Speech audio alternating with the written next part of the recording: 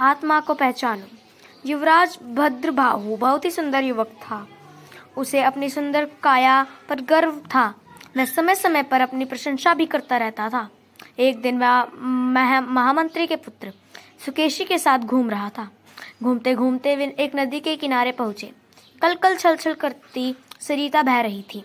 नदी के निकट हरियाली लहर लहा रही थी और दूसरी ओर एक शमशान था जहां मुर्दे जलते रहे थे। भद्रबाहु ने पूछा, ये लोग यहाँ पर क्यों एकत्रित हुए हैं? सुकेशी ने कहा, मित्रवर, इनका एक स्नेही जन मर गया है।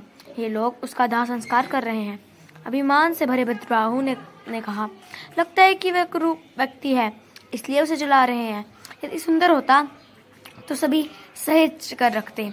सुकेशी ने कहा, चाहे कितना भी सुंदर क्यों ना हो, यदि वह प्राण मुक्त हो चुका है तो उसे कोई भी घर में रखना पसंद नहीं करता। मुर्दे का स्थान घर नहीं शमशान है।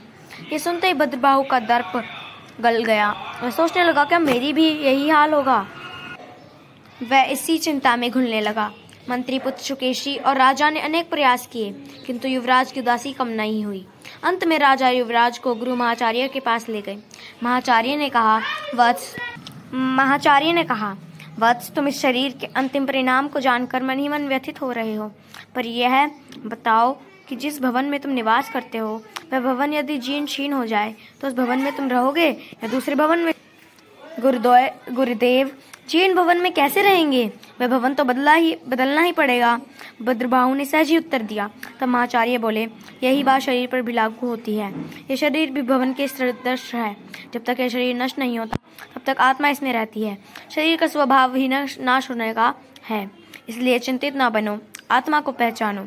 महाचार्य की बात सुन भद्रबाहु के ज्ञान चक्षु खुल गए। धन्यवाद।